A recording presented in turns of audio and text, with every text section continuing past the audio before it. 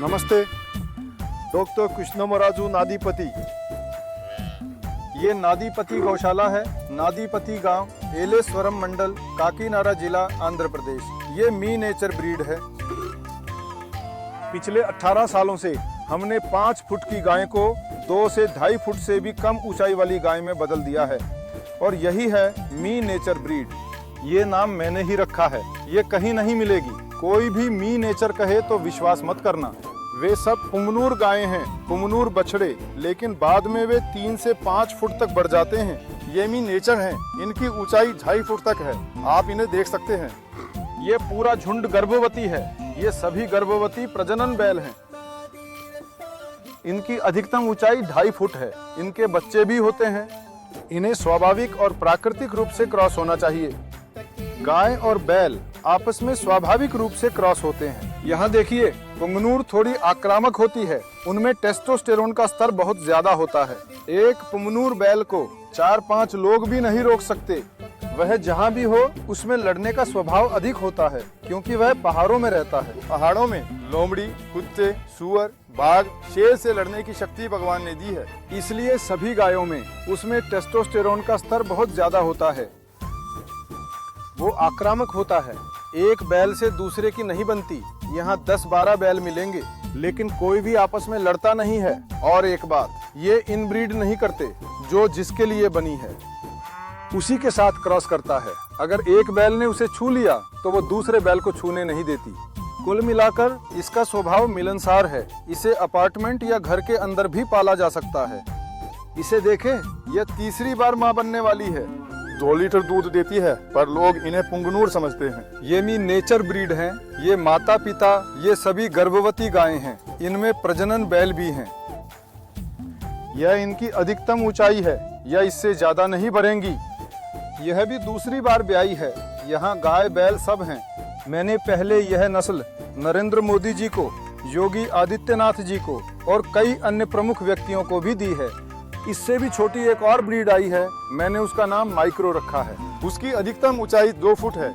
मैंने उसे और छोटा किया। उसे नादीपति नैनो कहा। उसकी ऊंचाई 1 फुट होती है। ऐसे गाय को घर के अंदर लाना है। सनातन धर्म में गायें घर में रहती थीं और कुत्ते बाहर रहते थे। अब कुत्ते घर में आ गई और गायें बाहर चली गईं। रोज 8 लाख गायों को काट कर खाया जा रहा है। एक समय ऐसा था जब भारत दुनिया के देशों में अकेला गौ पूजक देश था।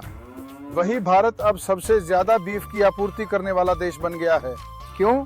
क्योंकि बड़ी गायों को पालने की हैसियत नहीं है, मानव शक्ति नहीं है, उनका रखरखाव मुश्किल हो गया है। हमारे तो गांव ही शहर बन गए हैं।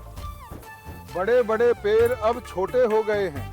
बड़े बड़े घर अब छोटे घर बन गए हैं।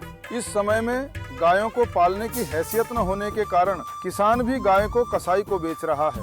इस गाय को बचाने के लिए गाय का आकार छोटा करना होगा। इसी इरादे से हम कुछ सालों से ऊंचाई कम करते हुए आए और इसका नाम मी नेचर रखा। ये ब्रीड हमने ही बनाई है। अगर कोई कहे कि ये कहीं और है या उनके पास मी नेचर है तो सरासर झूठ है।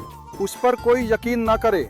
यकीन करके धोखा ना खाएं। बेचारे बहुत से लोग इसी तरह बाहर किसी के कहने पर धोखा खाकर खरीद रहे हैं। बाद में जब वो उन्हें रास नहीं आती तो फिर वे परेशान होते हैं। मैंने ऐसे कई मामले देखे हैं। इससे जुड़ी सारी जानकारी लेकर आप गूगल पर चेक कर सकते हैं, पूछताछ कर सकते हैं। उसके आधार पर गायें खरीद कर ले जाएं और आराम से गाय को घर में अपने साथ पालें।